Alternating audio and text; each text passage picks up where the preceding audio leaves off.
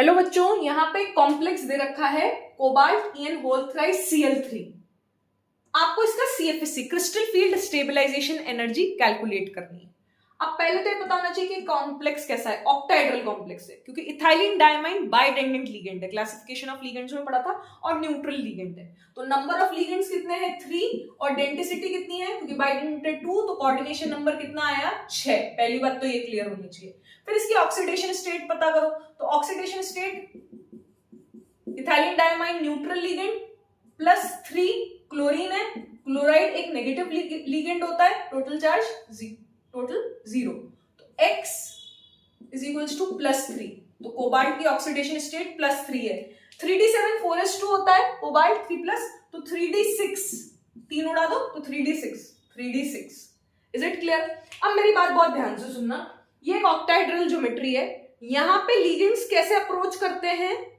Along axis, along x axis, y axis, z axis, और x y z axis पे dx2-y2 और dz2 orbitals होते हैं। तो जब d ऑर्बिटल के इलेक्ट्रॉन्स लिगेंड के इलेक्ट्रॉन से रिपल्शन करते हैं तो d ऑर्बिटल्स स्प्लिट कर जाते हैं T2g और Eg सेट में।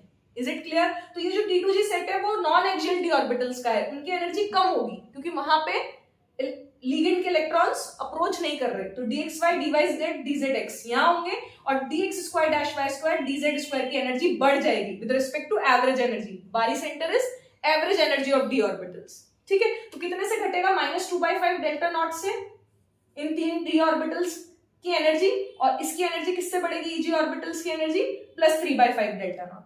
अब आपको d6 की फिलिंग करनी है। CFSE ऐसे कैलकुलेट करा जाता है, -0.4 into number of electrons in T2g plus 0.6 into number of electrons in Eg delta naught. Delta naught is the difference between Eg and T2g orbitals. Add xp मतलब with respect to this state जहां पे d orbitals degenerate थे, extra कितनी pairing हुई? तो यहाँ पे 3d6 है। 3d6 को आपको En एक SFL है, तो अब आपको फिलिंग करनी है 3d6 की। तो एसएफएल के केस में स्प्लिटिंग बहुत ज्यादा होती है क्योंकि लिगेंड्स की डोनेटिंग टेंडेंसी बहुत ज्यादा होती है एसएफएल में। तो डी ऑर्बिटल के इलेक्ट्रॉन्स और लिगेंड के इलेक्ट्रॉन्स में बहुत ज्यादा रिपल्शन होता है, तो T2g Eg के बीच में गैप भी बहुत ज्यादा होता है। तो 1 2 3 अब आप पेयरिंग करा दोगे क्योंकि खर्चा किसमें कम आ रहा है? पेयरिंग में। कम एनर्जी किसमें देनी पड़ रही है? जंप कराने में या पेयर करवाने में? पेयर कराने में। तो पेयरिंग कर दोगे और एक्स्ट्रा कितने पेयरिंग हुई? 2। यहाँ पे कितनी पेयरिंग थी? 1। यहाँ पे कितनी पेयरिंग हुई? 3। तो एक्स्ट्रा कितनी पेयरिंग हुई? 2।